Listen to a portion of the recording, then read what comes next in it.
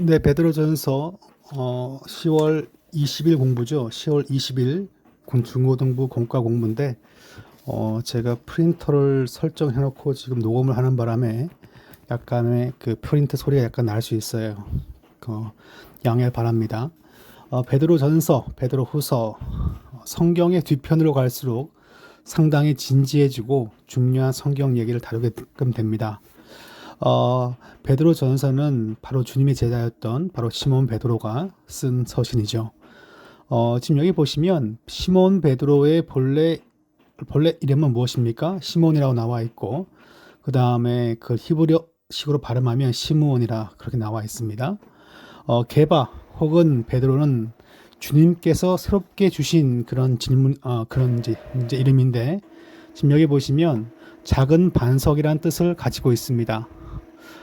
교회가 세워진 반석은 바로 예수 그리스도 예수 그리스도 자신을 가리키는 것인데, 바로 이제 베드로를 가리켜서 이제 이 로마 천주교에서 그래서 이제 베드로를 초대 교황이라 그렇게 부르죠.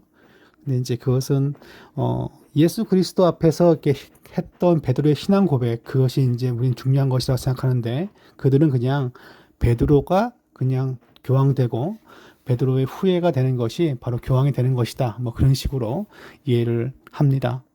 밑에 보시면 뭐 소망의 사도 혹은 뭐 그런 것이 이제 베드로의 이제 별명인데, 뭐 지금 이거는 그냥 이렇게 사람들이 그냥 붙인 별명이죠. 바울은 믿음의 사도, 요한은 사랑의 사도. 요한 1, 2, 3서를 보면 사랑이라는 말이 상당히 아주 강조되어 나옵니다. 그래서 사랑이 강조되어 있고, 바울은 이제 로마서, 갈라디아서를 중심으로 믿음에 대한 부분들을 잘 설명하고 있죠.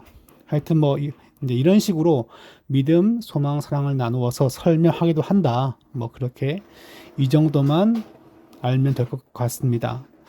베드로 전서 1장에 보시면 흩어진 나그네에게 편지한다라고 그렇게 나와 있어요. 흩어진 나그네, 흩어질 수밖에 없는 형편.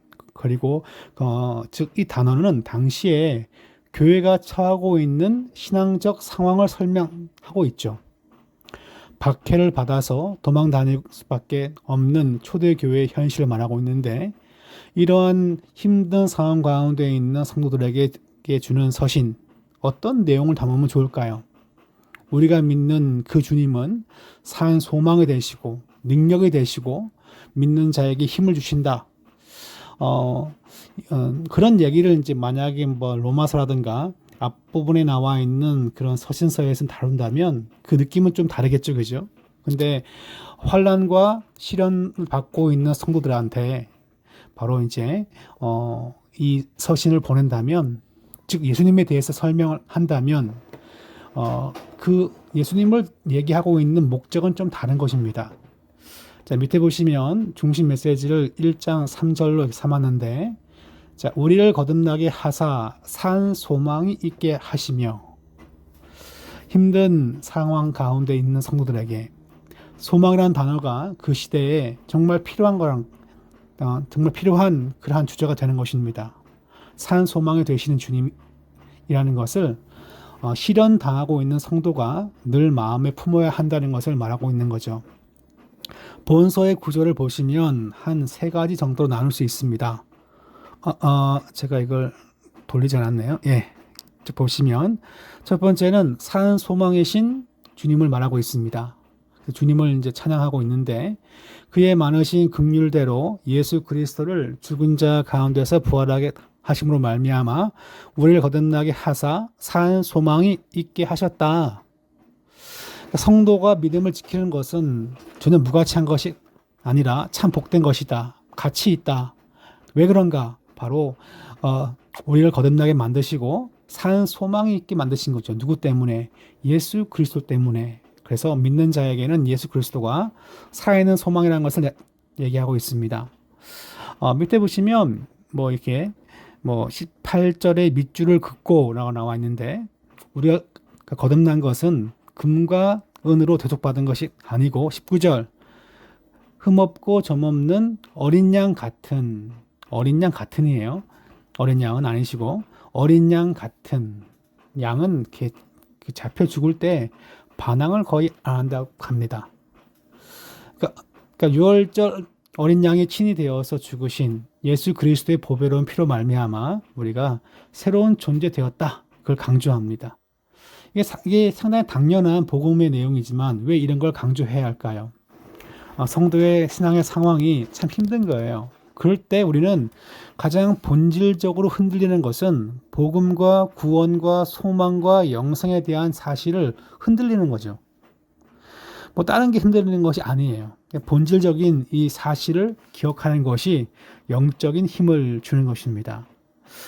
그 다음에 보시면 뭐 살아있는 말씀, 우리 말씀으로 거듭난 것이다. 그래서 지금 여기 보시면 이 친구는 세 가지 라임을 쓰고 있습니다. 산 소망, 산 말씀, 그리고 산 돌 대신 주님 합니다. 산 말씀이라는 단어는 안 나와요. 안 나오고 그냥 이 친구가 그냥 이렇게 소위 이제 그 라임을 맞춘 건데 예수 그리스도는 성도에게 산 소망이 되시고 또한 성도의 삶 가운데 든든한 반석이 되신다. 그래서 산돌 되신 주님, 산 소망 되신 주님. 소망은 장래에 대한 것이고 산돌은 지금의 우리가 발을 내리고 있는 지금도 우리를 지지하시는 분 바로 산돌 되신 주님을 얘기합니다. 그리고 그래서 우리가 예수 그리스도의 말씀을 사모해서 먹어야 한다. 마치 뭐처럼 어린 아이가 젖을 좋아하듯이 우리는 다른 것을 추구하는 것이 아니라 바로 살아있는 하나님의 말씀을 추구하며 살아야 한다. 그 내용을 담고 있습니다. 그래서 앞부분은요. 제가 이게 영화 제목인가요? Born Identity라고 썼는데 성도의 정체성, 난 누구냐? 예수 그리스도 누구시냐? 그가 바로 성도에게 소망 되시고 반석이 되시고 힘이 되신다. 그 내용을 앞부분에서 강조합니다. 상당히 이제 어떻게 보면 이론과 실제로 구분한다면 앞부분은 이제 상당히 좀 이론적인 부분이겠죠. 뒤에는 뭡니까? 그리스도인의 삶, 성도는 어떻게 살아야 되는가? 그래서 앞에 있는 born identity, 자기에 대한 정체성이 명확해지면 어떻게 살아야 되는지가 명확해지는 거죠. 내가 하나님의 자녀 맞아. 내가 주의 백성이야. 그러니까 이제부터 내 마음대로 살래. 이거는 아이덴티티를 잘 모르는 거죠. 아직까지는. 아이덴티티를 발견한 사람은 자신이 누군지를 발견한 사람들은 What shall I do? 내가 무엇을 하는지 알게 되는 거죠. 사도 바울이 다메섹 가다가 그러니까 주님을 만나죠. 그죠? 그랬을 때 사울아 사울아 닌 날 왜 박해하느냐? 바울이 묻습니다. 누구십니까? 난 네가 박해하는 예수더라고. 누군지를 서로 아는 것이 첫 번째 출발이죠. 누군지를 아는 것이 출발이에요. 이때 성경에 나와 있지 않지만 하나님은 바울한테 할 일을 말합니다. 그래서 굳이 한 문장을 집어 넣는다고 한다면 거기다가 내가 무엇을 하리까? 그 말이 들어갈 수 있어요. 그때 하나님은 이렇게 말합니다. 네가 다메섹에 들어가서 아나니아를 하는 제자를 만나라는 거예요. 그러니까 이게 왜 이게 떴네요. 네. 그러니까 이제 who are you? 그다음에 who I am. 그러니까 who am I? 난 누구고 who are you? 당신 누굽니까?를 발견했으면 자연스럽게 무엇입니까? What shall I do? 내가 뭘 해야 합니까? 그래서 두 번째가 바로 그리스도의 삶에 대해서 얘기합니다. 그래서 이제 그리스도의 삶과 방법은 육신의 정욕을 제어하고 이 땅에서 하나님으로부터 하나님의 백성답게 사는 거죠. 3장에 보시면요. 가정생활, 교회생활이 아주 길게 나와 있어요. 그러니까 이것만 따로 떼어서도 설명할 수 있어요. 그러니까 대표적으로 성도의 삶이 세상 가운데 표현되는 방식에 있어서 잘 보여주는 방식이 뭐냐? 가정생활이죠. 가정생활. 그걸 얘기하고 있습니다. 가정의 스토리가 클리어하지 않은 가정이라면 약간 좀 의심스러워요. 그 가정은 어떤 가정이야 라고 클리어하게 보여줘야 되죠. 안 보여주면 리더로 세우긴 쉽지 않습니다. 그러니까 디모데 전후서라든가 많은 그 바울의 목회 서신에서 교육제라든가 혹은 뭐 장로 집사를 세울 때 가정 얘기가 상당히 많이 나오죠. 그죠? 뭐 자녀는 어떠해야 한다. 근데 그런 것들을 뭐 이렇게 글자 그대로 따지는 것이 아니라 전체적인 그림으로 딱 보자면 이렇게 이해할 수 있어요. 누가 보더라도 클리어한 가정이다. 클리어하다는 게 깨끗하다는 게 아니고 명쾌하게 다 보여지는 거죠. 미스테리스, 그러니까 약간 미스테리어스하고 아리송한 가정은 좀 긴밀하게 조사를 좀 해봐야 합니다. 이게 제가 지금 누구 때문에 지금 이 얘기를 좀 하는 건데 누구 때문에 이제 제가 지금 밝히면 안 되고, 자, 넘어갑시다. 어 근데 이제 가운데 보시면 주님께서 우리 죄를 위하여 고난 받으셨다라고 하면서 이런 게 딱 나와 있어요. 왜 중간에 전체 요 맥락과 맞지 않게 이런 게 나왔습니까? 전체 맥락은 그리스도의 삶인데, 그러니까 성도의 삶은요 항상 무엇입니까? 주님의 죽으심과 부활로서 반추해 봐야 되는 거죠. 주님이 날 위해 이렇게 죽으셨는데 난 뭐하냐? 그래서 어떠한 윤리, 어떠한 행동, 어떠한 섬김도 항상 예수 그리스도의 죽으심과 부활 때문에 나 자신을 비추어 보고 그것이 나에게 동기가 되어야 되는 것입니다. 이 책은 상당히 좀 길게 한 주제를 다루고 있는데요. 그가 또한 영으로서 지옥에 있는 영들에게 선포하였다. 그러니까 이게 상당히 좀 이게 이제 사도신경에서 지옥의 구원을 선포하다는 글을 묻고 있었는데 나중에 그게 빠져요. 지금 저는 하지 않지만, 왜냐하면 그 문구가 오해 소지가 있는데 이 베드로 전서도 이게 나와 있어요. 그가 또한 영으로 가서 옥에 있는 영들에게, 근데 이 옥은 그 옥이 아니고 지옥의 지옥. 지옥의 영들에게 복음을 왜 선포할까요? 이것 때문에 제가 이거 신학교 처음에 편입했을 때 수업 시간에 이것 때문에 한참 싸웠어요. 근데 답은 교수님이 조유신학자고 성경신학자가 아니어가지고 설명이 애매모호했어요. 근데 다시 넘겨서 다 읽어보세요. 근데 이게 마지막 결론이에요. 예.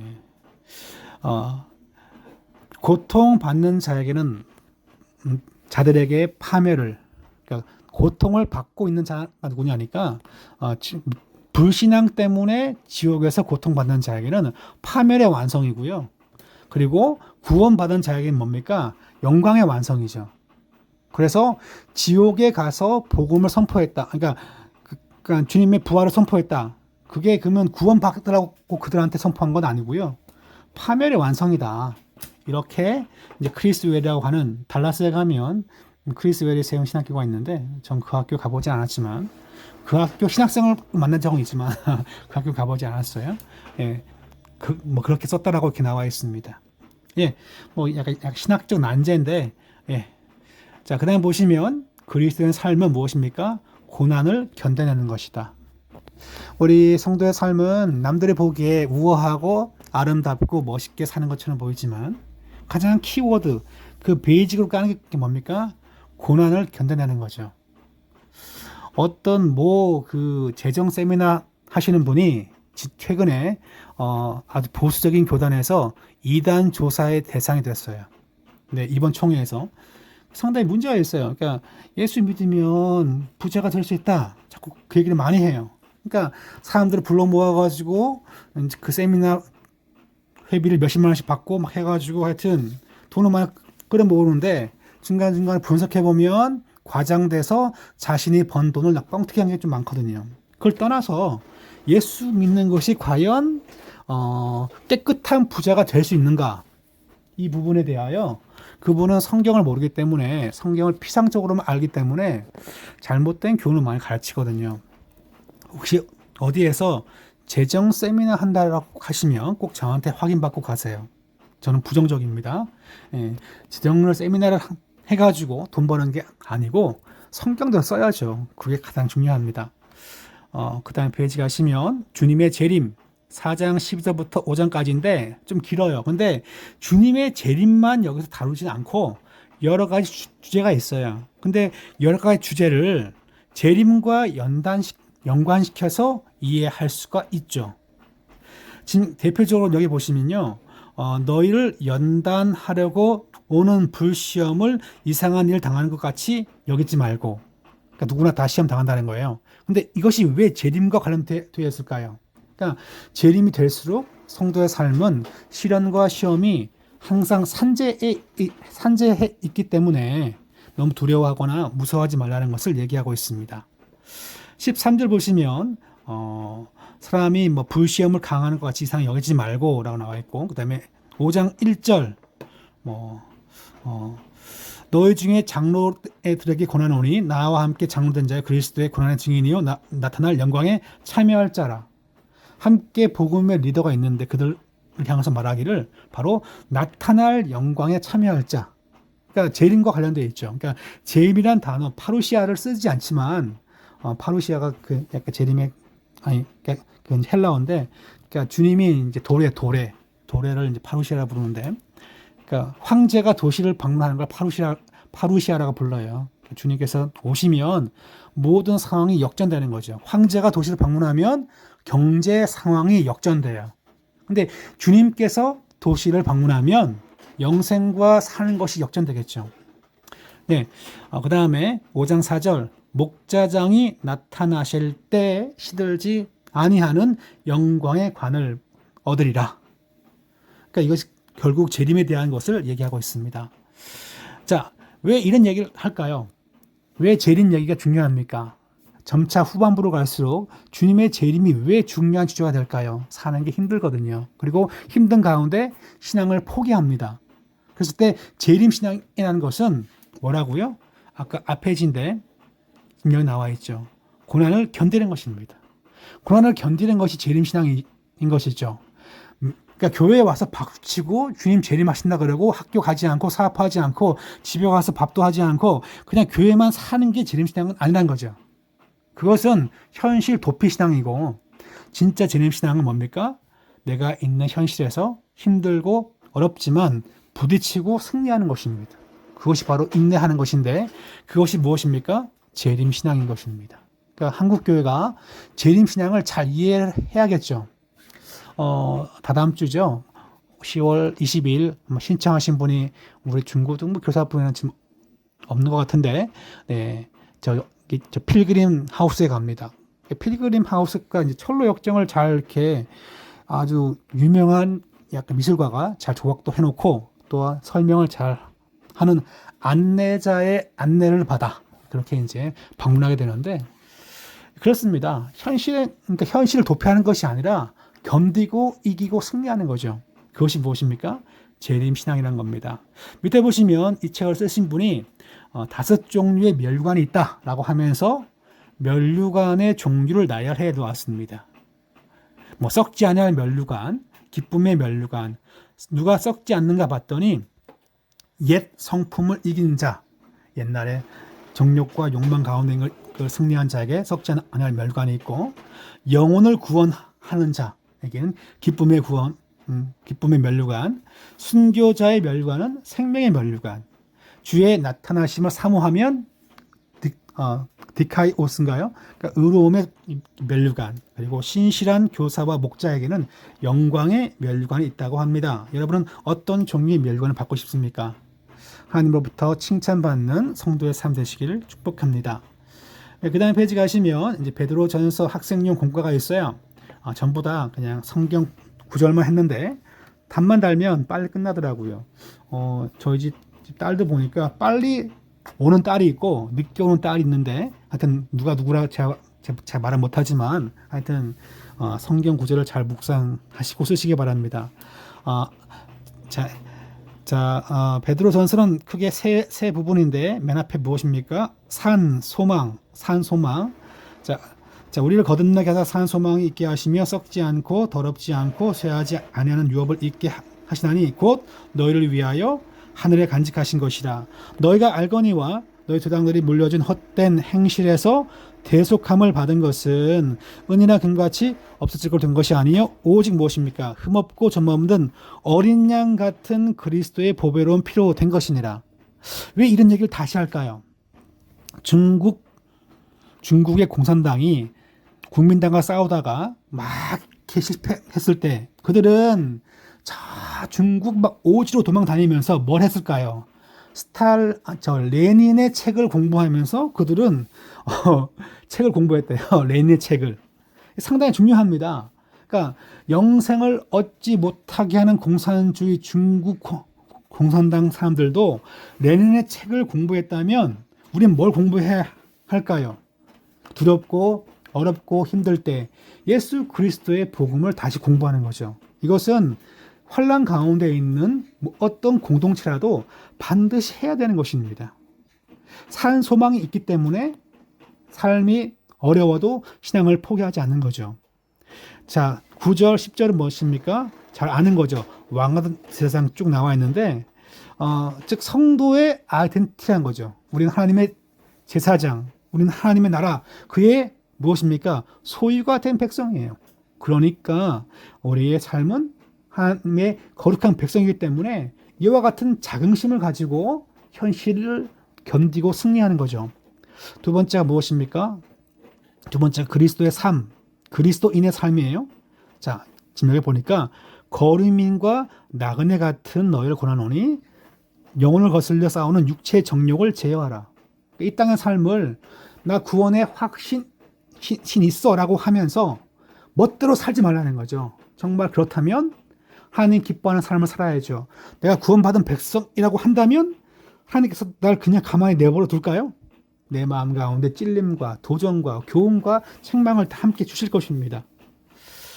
자, 그래서 양과 같이 무엇입니까? 길을 잃었지만 지금 무엇입니까? 영혼의 목자와 감독 되신 이에게 돌아왔다. 그래서 자신의 정욕을 따르지 않고 하나님의 뜻을 따라 육체의 남은 때를 사는 것이죠. 이것이 바로 성도가 해야 할 성도의 삶이라는 것입니다. 성도의 삶. 그래서 구체적으로 보시면 뭐 결혼 생활, 사회 생활 또 나와 있어요. 그러니까 구원받고 멋대로 살 거냐, 구원받고 하나님의 기쁨 되는 삶을 살 거냐, 뭐 그거죠. 자, 마지막은 주님의 재림을 얘기합니다.